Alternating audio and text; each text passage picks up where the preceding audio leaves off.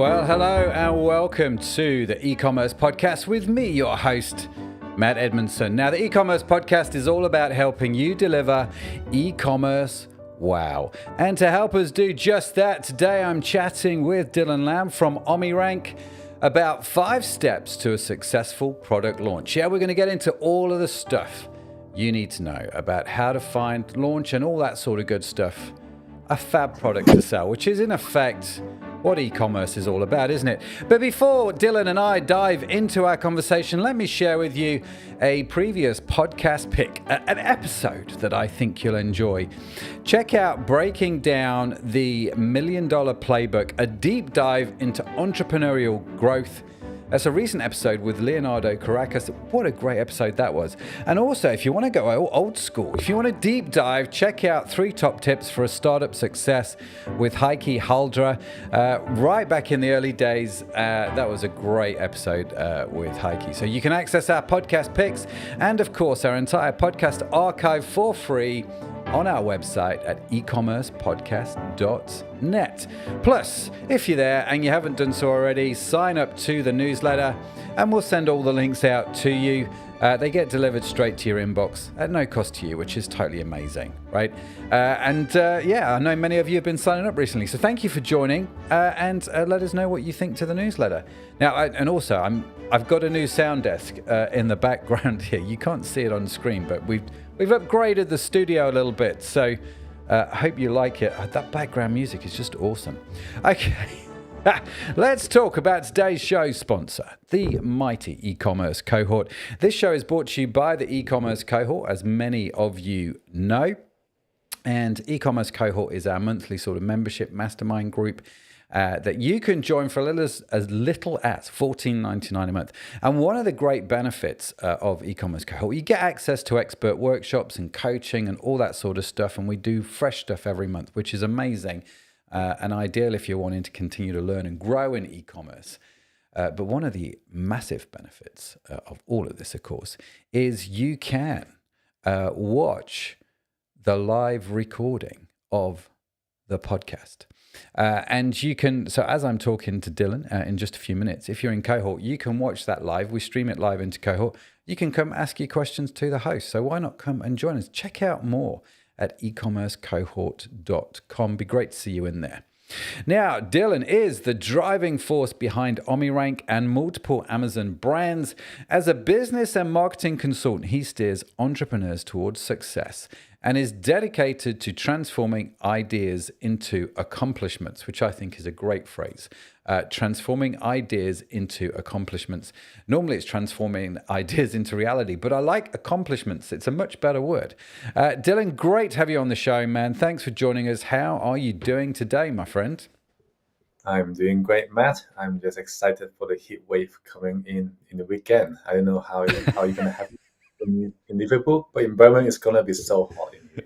Is that right? Is that faith talk, or is that are you going to the sunbed salon? I don't know where the heat wave's going to come from.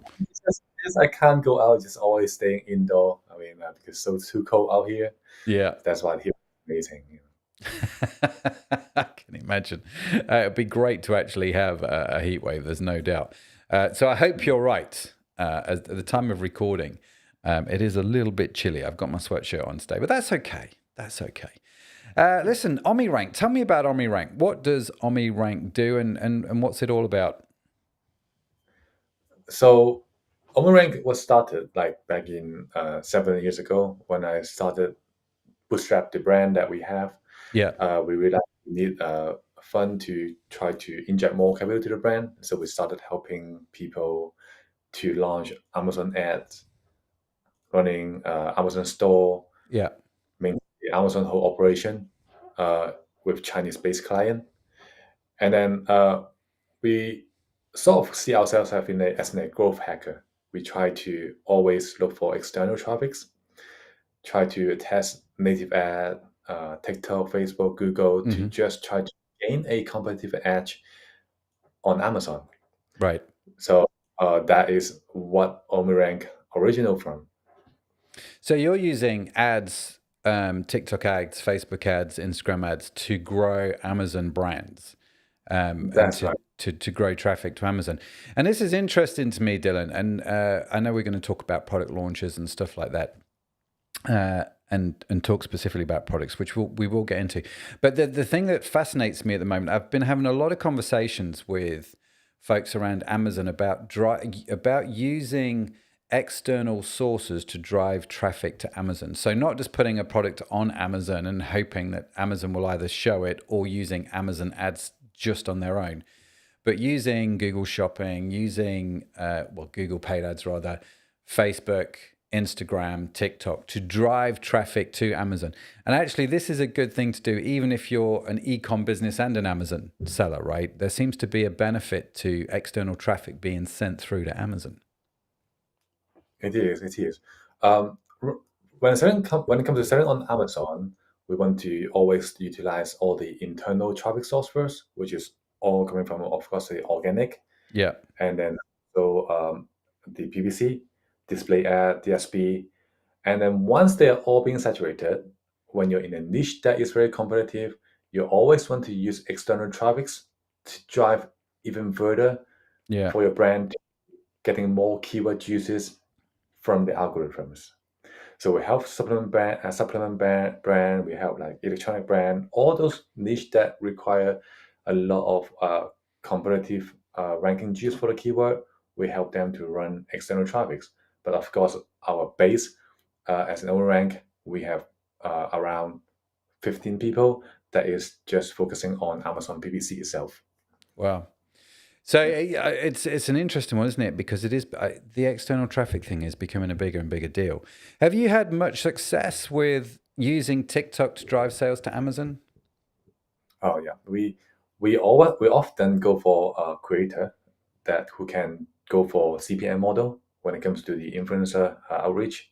Yeah. And then when we created the UGC, then we Yeah. will repurpose them into ads for Amazon internal video ads, like which is a sponsor brand ad and SNS sponsor brand ad. And then we also use it for TikTok ad, of course. Yeah. Uh, those are the one that is more on the interactive marketing. Hmm. I would say not every listing on Amazon is capable of using TikTok ads, Yeah. because some of them is just a general commodity, right?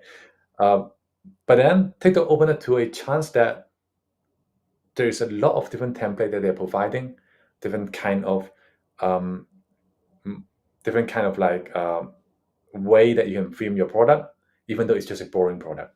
Yeah. And then you can drive it to Amazon with a coupon, and then you will see the sales growth for sure. And you can, although you can't target keyword nowadays, but then it's still a very effective way to Yeah. go for those external traffics. Okay, so let me just unpick that a little bit. So you're using creators who use the CPM model. Just explain, for those that might not know, what a CPM model is. So CPM model is the traditional way of doing influencer marketing is more on you pay them 100, 200, even 1,000 for one video, or Yeah. sometimes like say 2,000 for maybe 10 video for half a year. Whereas that doesn't guarantee any success. It only ends up just you're getting the UGC only, Yeah. but then the sales or traffics, no views when it comes to the count of the views, right? Yeah. So to make sure that the maximize the algorithms to make sure that video will go viral, Yeah. we will tell them, okay, per 1,000 views, we're gonna pay you $20.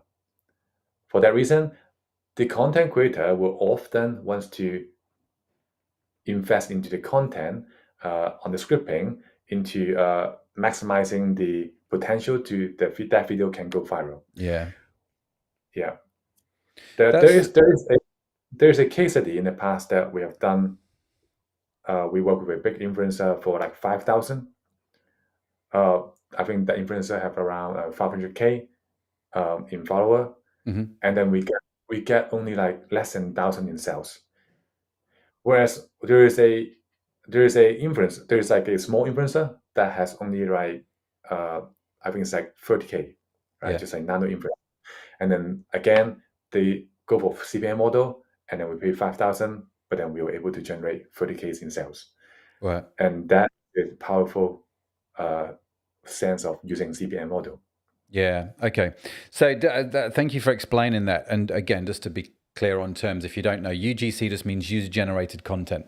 And so this is content that the influencers create, which you can then use, isn't it, to create that. So you're taking those videos which they create, and you're running those as ads in Amazon as well as on TikTok. So you're sort of duplicating that content, which is fascinating. Well, listen, all of that was for free. I didn't even intend to talk about content marketing, but I just love the way conversations go, really. So let's talk about the 5 steps to a successful product launch, Dylan, if we can. Given that that's what the podcast title is, we should probably talk about that. So what's step number 1? So to talk about the 5 steps, would you mind if I talk about the problem first? Because that problems would contribute to these steps that we have. Okay, let's do it. Yeah. So the reason why we create these steps, we also call it like the future-proof product launch formula that claim to be only ranks way to do that formula, is because there's so much problem that we are facing lately when it comes to selling on Amazon, right? Firstly, we have to stress from all the cash in inventory. Yeah. Right? Or selling on Amazon is super duper cash intense. You always have to chase for 3 months worth of inventory on Amazon. When you arrive to 4 months, you are always you always have to order another batch of inventory. So it's always 3 months, another 3 months, another 3 months that is in your arsenal. All right. So this is not just the only thing. Inventory, you always have to pay in advance. Whereas dropshipper, you are like as the middleman. Whereas if you're showing a Shopify, you can order. You got way more flexibility rather than Amazon that you always have to order in advance, plan it out, going to the warehouse, right? And then there's also a lot of unsystematic risk when it comes to competitors attack, suspension, listing takedown, brand registry problem on Amazon, right? So with all the systematic risk and cash flow and intensive or inventory problem, that eventually that we are telling our clients saying that, hey, if you were launching your product in a different way back in a few years ago, today you won't be saying because you put all the egg in one basket and you get suspended by Amazon, then you're gonna, right? And that's why we are offering an alternative way for them to how to launch a product in order to not to put all the egg in one basket, as well as building the brand for themselves.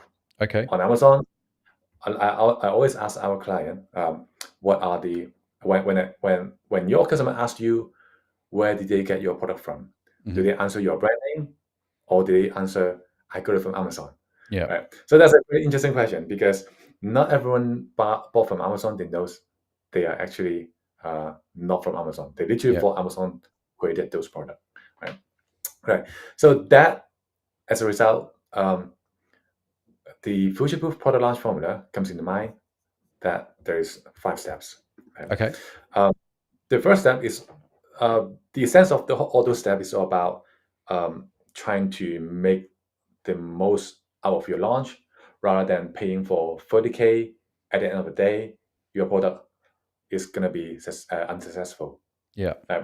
Issue your product, done all the research, done all the development, and using all the big data to understand that's the product that will sure win before you invest additional 30K in inventory, right? And selling on Kickstarter is you don't have to order the first batch of inventory until you finish your product launch, I mean. Right. So that 5 steps comes into 5 different steps to ensure each of the steps you are doing it right before you do a final product launch. Okay. So the first part is about product research. Second is about the product validation. And then the third one is product development. Yep. After that, you launch on Kickstarter. And then after you launch on Kickstarter, you treat Amazon or Shopify or Etsy or eBay as any channel, because they are not your main channel to go for. They are not the supposed cash flow that would kill your business if one day they have changed their term of service Yeah. or direct. Right. So let's talk about the research. In research phrase, we help. The best things for us to do in research is, of course, finding all the reference from the competitors, Hmm. from interest, from the platform, the idea from Amazon, the gift idea, the new release, right? It's all about starting from your interest, and see what you're passionate to sell on. You don't just sell a product that you don't like or you don't want to deal with for the next 12 months. Yeah. It's going to be a history for yourself in the future, right? Hmm. So, from the product research, it's all about using what's available on your worldview, as in, like, okay, you have a bottle, and then you understand that you are a techie guy. So you know that, okay, I have iPhone, I have a lot of MagSafe things, so I would just put a bottle, stamp on a MagSafe, and then become a MagSafe bottle, right? Hmm. That is exactly what happened on Kickstarter just now. They just raised 2 million for just a bottle that equipped with a MagSafe on top. So when people doing gym, they can just use it as a stand to watch drama or to just well. Okay, I'm with you. So Oh, they so they raised 2 million quid because they had this idea for a drinks bottle that you could stick your iPhone to with MagSafe, so there they you could go. film themselves in the gym. Right? That's okay. That's genius. I just want to say that's genius, and I can see why they raised the 2 million quid, because everybody posts those kind of pictures on Amazon. Okay, so I get that. So product research. Sorry, that's going to keep me smiling all day. So they, I interrupted you. That the 2 million quid raised on Kickstarter. Well done, guys. That's clever. Yeah. So yeah, as Steve Jobs say, it's all about connecting the dot, right? Hmm. Whatever it happens in your life, you just connect them all together. I think as a e-commerce entrepreneur, um, if you're into wholesale, I mean, if you're into private label, not about wholesale or dropshipping, we're just about private label, you're always wanting to get your brand launching a new kind of product, Yeah. to wow your customer, to retain the customer, to become a loyal customer. And that's why connect the dot for your brand, for audience, from what you know of, or from what you can see what exists in the market, put them all together, and wow, voila, that's like a almond product in a sudden, right? Hmm. So that's the product research process. Um, I could have gone so much deeper. Do you want me to go for that? As in, like, the how many Yeah, I level was of, going to like, say, I mean, product research is one of those things that we all know we should do, Dylan. yeah, What are maybe two or three things that we should think about when it comes to researching products? You know, how do we actually go and do this? What are some of the things that we should look out for? right. I think margin is the first one we want to go for. Yeah. From nowadays, a 30% profit margin is actually a good one. On nowadays e-commerce world, back in 2017, I mean, 50% or even 80% is totally doable, Yeah. right? But now, I'm not saying that 50% is not going to achieve that, but then with the amount of competitors we have around the world that thinking e-commerce is that easy, everyone just coming in, Yeah. they constantly got more options. And that's why 30% and above is somehow um, achievable, but Yeah. it's not easy to find, Yeah. right? So we want to aim for 30% or above margin, Hmm. because we want to end up when it goes to Shopify or Kickstarter, or when it comes to, like, eBay, we run out of budget to run ad on their platform, or we run out of budget to run ad on external traffics, and that's Yeah. why 30% is a healthy margin, right? Um, and once you have those 30%, then you will know that about when it comes to running ad, what's your break-even A cost, what's your break-even ROAS that you can go for, right? Yeah. And of course, like the volume, about the daily unit, how many sales you're gonna get. You can use SEMrush to find that. You can use Jungle Scout, Helium 10, Yeah. all those to reverse engineering what kind of like sales that approximately that they're getting, right? And of course, like ROI, right? You always want to aim for 100 plus, or maybe a minimum of 75% plus. So that's the threshold that we have set for product research, that we want to make sure that they are this kind of product. And if you are unsure where you can find those product idea, you can always go to like different platform, Amazon reviews, to find what's the problem on the existing product you want to launch for. For example, the bottle. If you want to sign up for bottle, you want to find what's wrong with the bottle, why they are giving 1 star. The gift idea, the new release, the mover and shakers as well on Amazon. And then after that, if you want more idea, Pinterest is a great source that I've been finding a lot of inspiration as well in the past. Yeah. Kickstarter itself, Reddit, YouTube, right, Facebook group. It's like content marketing. When we do content, it's all about the skyscraper method. It's all about trying to gather information from the other one, and then this one and that one in together, Yeah. and then you come up with the summary. On top, you add something on that, right? Yeah. So launching product is just the same. You have to gather what exists in the market and then combine all the features and function. It sounds like an over engineering piece of things, but it could be easy as well. If you think that that one unique selling point can be selling on the marketplace right now, and that is the one that you want to go for when it comes to the product research. Okay. So after the research, it's going to the product validation, right? So yeah, we did talk about the product validation about the price, the margin, right? But then we didn't talk about the search demand. Like there's a lot of search demand that we need to consider.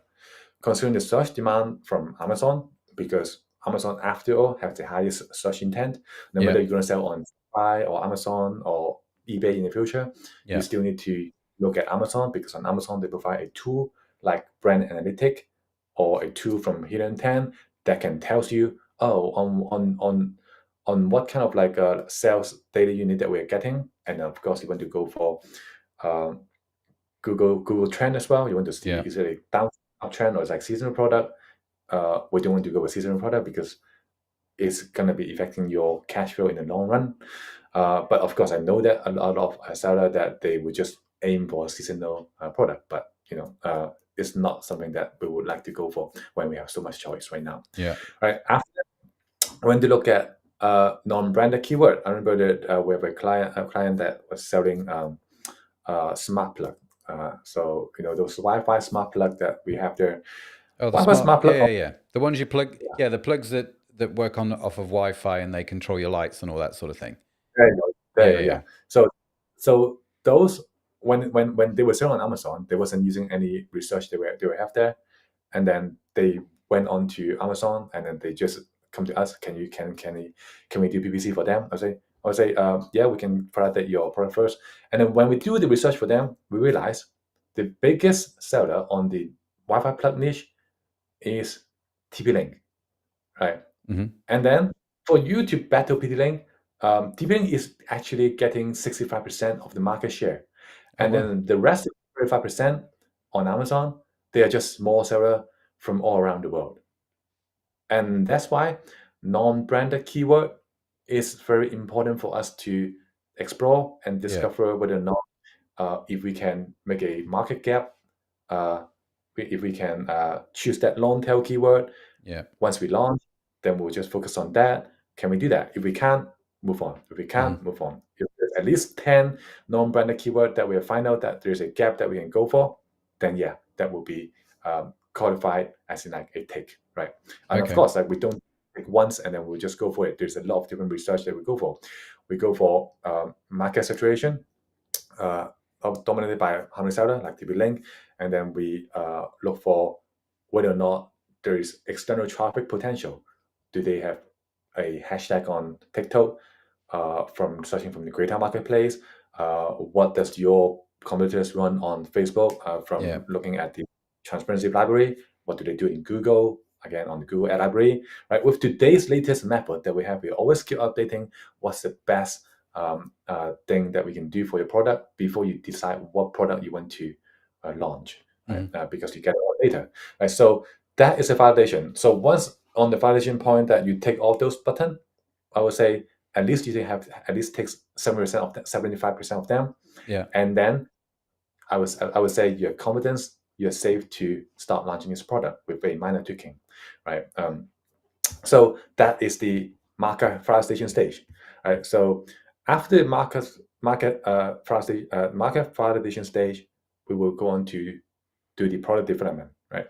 So from the product development, there's a lot of development that we need to go for on the material, on the shape, on the texture, on the size, on the ingredient or taste or smells, or even the design of uh, uh, the body of the product, or even packaging, or maybe the insert card that we can go for. What can do we? What can we differentiate?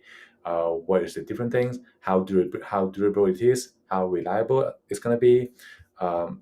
So all those product development is like a checklist that we have to communicate with the manufacturer. And let me talk about one of the product development that we have. We used to help a client to develop a backpack. Okay, so that's a case that everyone go for. This backpack is a modular backpack. So that seller go for help us to help. I mean, come to us to help them. Can you source manufacturer for them? But we didn't little then we know that they have find manufacturer before then already. They have find at least 10 to 20 manufacturer that they can achieve for them because it's too complex, right? So whenever because most of the manufacturer about backpack is in Guangzhou, Huadu, that's the name of the city, and then of course that's where we go as well, because that's the like known secret of every sourcer. They would just go on to that place to go for backpack factory. When we give them the sketch of the product draft, they were like, "Oh, I know this guy. This guy found me before." I was like, "Oh no!" I talked to the first manufacturer. They say the same thing. Second one say the same thing. We just realized after that he has talked to at least 20 of them, and then the reason why they're rejecting them and they want to come to us, because they just can't figure out, like those manufacturers just can't figure out how to execute the complex of that backpack, right? So we end up have to not decomplex the whole thing to make some go away, and then make this come back, and then do this and do that, and then the manufacturer understand that because we are there to help them to explain the whole thing. I have to fly to the US to help them to understand from the client, what does that slip do, what does that do, and then I come back to China and I have to explain to them in Mandarin and what's going on with this slip, why do we slip in that way, how can you combine them together. So the lessons there behind is don't overcomplicate your product. If you overcomplicate your product, you are just creating a hassle by yourself, because you have to go back and forth as the middleman, that you might not be able to achieve anything at the end of the day, right?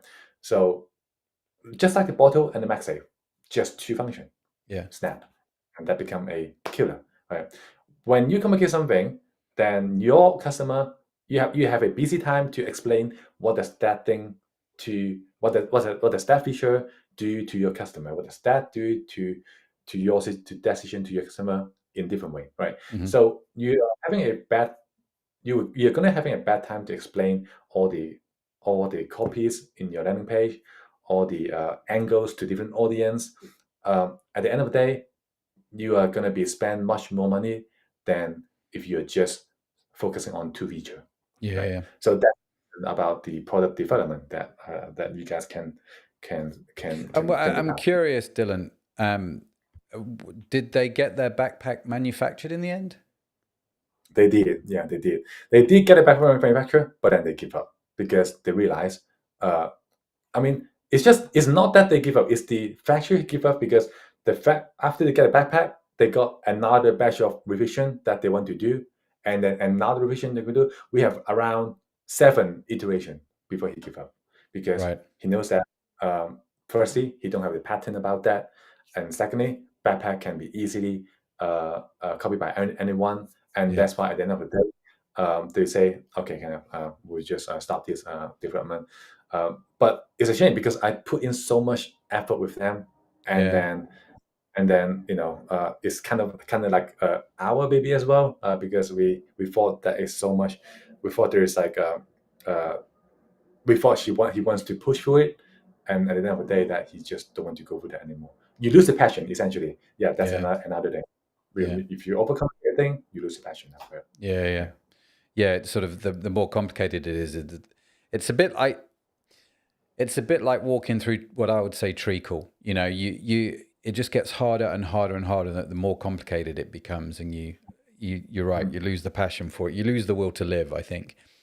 yeah, And it's true in most things, isn't it? You see a lot of people build, like there's some really popular shows, isn't there, in England? I don't know if you've seen Grand Designs, where they film people trying to build houses, and the ones that are always more complicated are always, I look at it and go, I know if I'm going to build a house, it's never going to be complicated. It's going to be simple.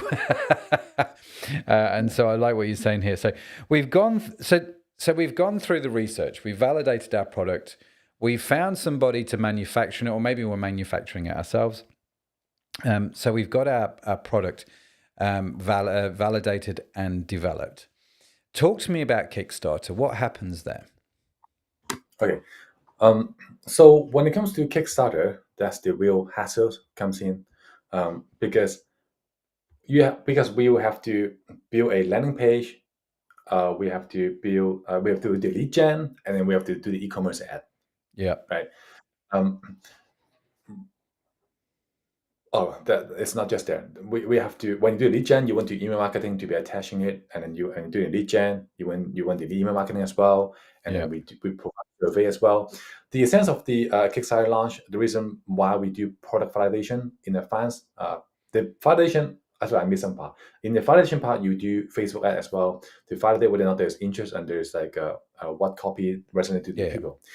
So um, once you validated that, you will have them as your audience because you put them in the group. You get them the survey about what do you want to see more about this product. So they treat your product as a baby, as in like they feel like they have a sense of you guys developing the product together, yeah. and that's why they want to follow your journey on how do you achieve your dream together. And at the end of the day, on the launch day, they will back you for your product. Hmm. Right. So when it comes to launch on Kickstarter, um, there's two goals. One is the fake goal, and then one is the real goal. The fake goal is the one that you use on Kickstarter, um, because for the algorithm sake, you always want the algorithm thinks that your product is trending, and then for the audience Kickstarter backer stakes, you want to think let them think, oh, they are doing around they're doing 100% more than the funding. It must be Yeah. successful. That's why the snowball effect which just comes in. That's why I will back them because I will for sure that they will fulfill their promise. And then the snowball effect comes into the outreach as well when the influencer, when the press release, when the newsletter partners, when the affiliate marketer, they see that um, your campaign is successful, and then they're likely to promote your product as well and Hmm. create these snowball effects. Not to mention about the Kickstarter as well. They have like organic traffic as well. If you are doing so well on the platform, right? Hmm. So, and that's the fake goal. And then there's a real goal that you want to set in your team. The real goal is calculated by well, anyone you can say that you can set 1,000,000, 300, and 500, but it's not realistic until you understand the budget, right? So if you're saying that you want to get 500K for the Kickstarter goal, the funding you want to achieve, then you will go into reverse engineering the whole thing. Okay, from the validation test, it took me around 1K to generate, let's say, 1,000 a lead, right? Yeah. So there's £1 per lead, right? And £1 per lead, you will get around, let's say, 20% of the click rate, which means Yeah. they are engaged, okay, in your email. And then, so 1,000, 20%, which is around 200. And 200, what's the conversion rate? Conversion rate of that 200 is around maybe 10% again, Yeah. right? And then that would be 20. So now you know that for that 20 people, to get 20 people to your listing, to buy your product, to convert them, it's going to be costing you 1,000 Mm-hmm. for ad. So for the 500K, it means that you need how many by trying to divide them by the conversion rate and on the calculation method Yeah. that we just done into your goal. So by using this reasoning method, then we'll know that, okay, this is how much we want to spend, and that's why this is my goal, rather than Yeah. I want 500K, 1 million. Yeah. So a lot of people was confused. Kickstarter, isn't that they are supposed to give me the fund, the backers without me doing advertising? Well, it's not about it. It's about marketing. Unless you have a very genuine idea, or if you have like a Yeah. past email list that you have there that you have gathered in the past, or if you have uh, like celebrity status that when you launch a book, then everyone knows about you. Other than that, if you start from scratch, you always have to invest in the advertising. Yeah. Yeah. So the beautiful things comes afterward is the more time that you launch, the easier you're gonna be on the second up follow up launch. So because all the people that you're gathering from Kickstarter, you are able to get them buy into your thesis, to your story, and that's why they want to grow with you. Yeah. And it's funny, it's like the return backers on Kickstarter is as high as 35%. Oh wow. And you see that 35%. Yeah. And when you do the email marketing, well, we do email marketing, but then when you do email marketing plus the Kickstarter update, because Kickstarter update will be a Kickstarter email marketing as well. So Yeah. your email plus Kickstarter email, can you imagine Mm. how many messages, how many touch point you're gonna get that people to see your message first Yeah. before they buy your product, right? We, as in a Shopify seller or Amazon seller, let's not talk about Amazon seller, because Amazon seller, we can't even message the audience. Yeah. Whereas in Shopify, yeah, you can email them, but then you have to deal with the DKIM, SFP, all those like technical thing, and then Mm. going through all the step up in, and then end up going to promotional inbox. Whereas Kickstarter, they have maintained so well that you can get that for free. It's almost like an SMS, right? Yeah. That is the reason why.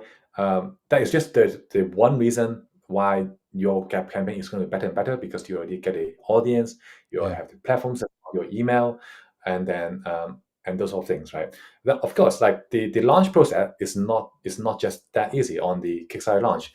There's also influencer outreach. There's also newsletter partnership. There's also cross promotion.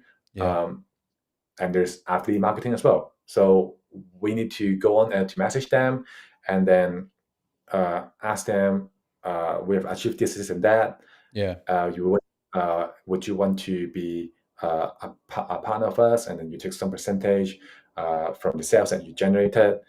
Um, we've worked with several of them. They could be ranging up to 20% or 10% to 35% when it comes to the commission. When it comes to Yeah. but it's a must. If we selling on Amazon, we know that Amazon takes 35% already just by Yeah. selling on the platform, Yeah. right? But then right now you're trying to game the algorithms to build the snowball effects. It's not keyword related on Kickstarter, but it's the AI about they are detecting your sales, they are detecting whether or not you're driving traffic, they are detecting how long people is like bouncing from your page, and then they will determine whether or not they should push your product Mm. to a high up in the algorithms, right? So they do have the category ranking on Kickstarter.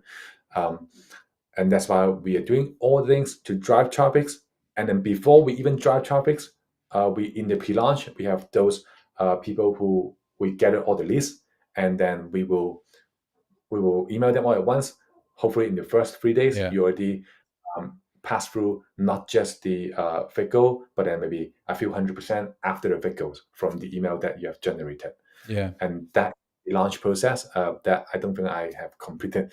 Well, okay, I would say urgency. Urgency is the one that we are using mostly because we are building this £1 reservational funnel to help backers to understand, to help ourselves understand what are the engagement before the launch.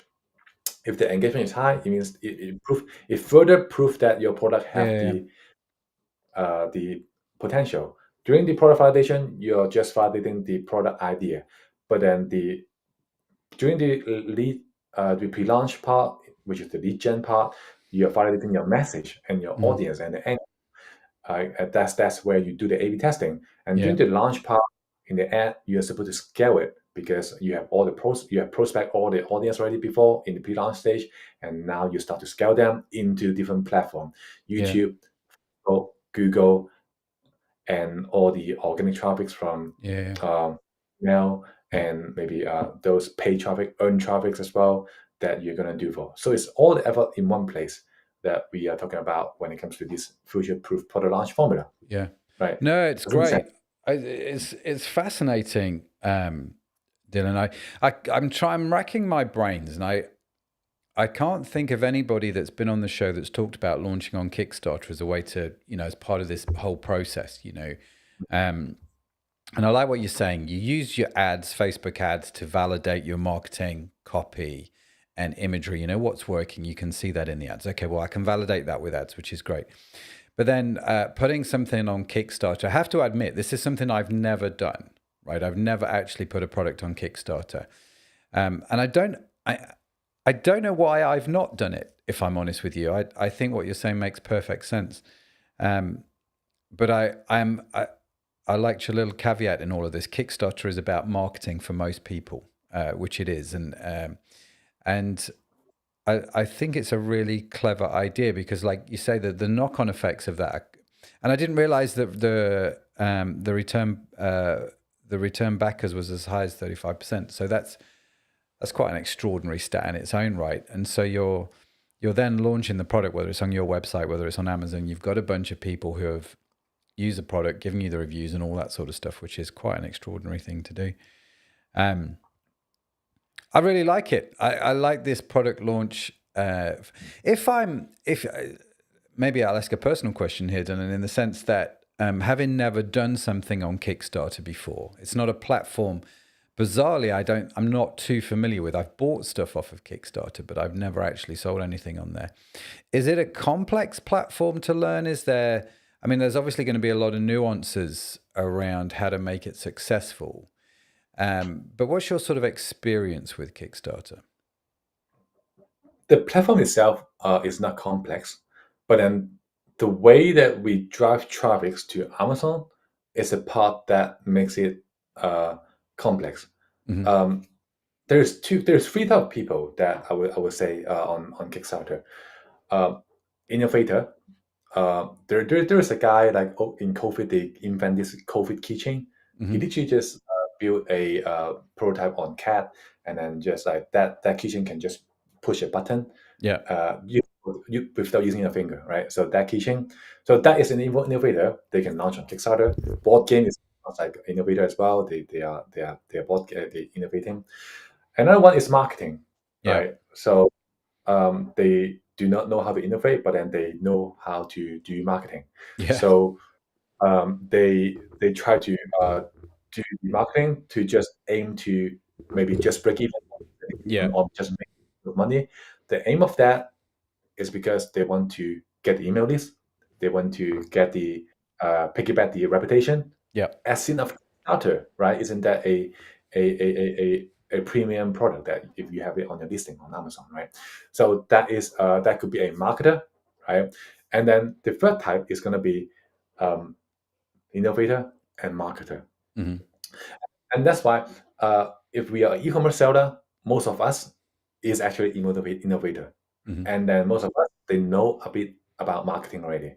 And that's why it only makes sense if we go to Amazon it only makes sense if we go to Kickstarter to maximize our effort, Yeah. right? If we have to launch a product anyway, why would we want to launch on Amazon first? Because Amazon might fail, or on Amazon, you might get suspended in all sudden. The risk is just so high. Or for Shopify seller, they have to sell on Shopify, right? So isn't that a barrier if you can say to people, it's actually coming from Kickstarter? Does that increase the credibility when you see that, right?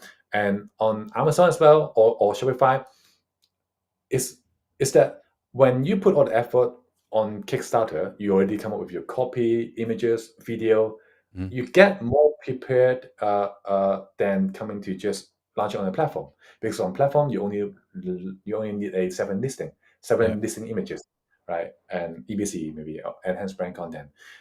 But then on Kickstarter, you already build your own story with your own brand Bible, with your own copywriting. That is a must for you to launch on Kickstarter, and that's why you're launching it on e-commerce or Shopify or Amazon anyway. Why don't you launch it in a proper way that can benefit you to get all that into benefiting you in the long run to build brand loyalty? Yeah, it's a great idea. It's a clever idea. Are there any specific brands? And Dylan, I'm aware of time, so I don't want to take up too much more of your time. But I suppose let me ask this question, this final question: are there any product types or brand types that don't work well with this formula, or is this like across the board? This is going to work well for everyone. I would say any product can do it, but of course not those adults product or maybe political product, or let's say daily commodity like tissues, those sort of things. They are not going to be working well. Yeah. We have a client that is just selling extension lead. That is just like a niche that is not. I would say it's not something that would selling well on Kickstarter. But if you're an electronic product that comes with a little gimmick, then that is something that you can always put on there. If you're on electronic product, you want to combine with other niche to become a lifestyle product, and then you can put it on. Okay, essentially, put a plant or put a light at the bottom, then you can put it on Amazon. If you are selling a pen, put a razor, put a let's say a light so you can look at it at night, and that could be on Kickstarter. And that is the sense of the idea of product developing. Is not just about what we see, it's about connecting the dot to become a good product. Yeah. Fantastic. Listen, I have pages and pages of notes. So Dylan, thanks for coming on, man. If people want to reach out to you, if they want to connect with you, find out more about OmniRank or connect with you personally, what's the best way to do that? The best way for them to do it is to go to LinkedIn. Just go to Dylan Lam, or go to IG Dylan Lam Official, DYLAM Official, and that's how you can talk to me. And you guys can come to me and just DM me, and I will send you the Kickstarter checklist, and also there's a checklist for you to validate whether or not your product is suitable to sell on Kickstarter first or not. Oh, fantastic. So yeah, if you're thinking about that, you're thinking about selling products and you want to investigate Kickstarter, do check out that checklist. We will, of course, link to all of those links that Dylan mentioned in the show notes, which you can get along for free with a transcript at ecommercepodcast.net. Or if you subscribe to the newsletter, it's going to come direct to your inbox, obviously. Dylan, listen, man, really, really appreciate it. Really appreciate you coming on the show and sharing your wisdom and the stories. And I'm going to go and check out that MagSafe bottle now. Like everyone was going to go, oh, well, I'm really curious. But no, it's been genuinely interesting, and appreciate you coming on. Appreciate the value you brought, and a huge thanks, man. It's my honor. Thank you, Matt. Fantastic. What a great conversation. Huge thanks again to Dylan for joining me today. Also, a big shout out to today's show sponsor, the e-commerce cohort. Do check that out at ecommercecohort.com. Come join the group. Come join the masterminds. It'd be great to see you in there. Now, be sure to follow e-commerce podcasts wherever you get your podcasts from, because we've got some more great conversations lined up and I don't want you to miss any of them. And in case no one has told you yet today, let me be the first. You are awesome. Yes, you are. Create it awesome. It's just a burden you have to bear. Dylan has to bear it. I've got to bear it. You've got to bear it as well. Now, the e-commerce podcast is produced by Aurea Media. You can find our entire archive of episodes on your favorite podcast app. The team that makes this show possible is Sadaf Bainon and Tanya Hutzelak. Our theme song was written by Josh Edmondson. And as I mentioned, if you would like to read the transcript or show notes, just head over to the website, ecommercepodcast.net. It's all there. But that's it from me. That's it from Dylan. Thank you so much for joining us. Have a fantastic week wherever you are in the world. I'll see you next time. Bye for now.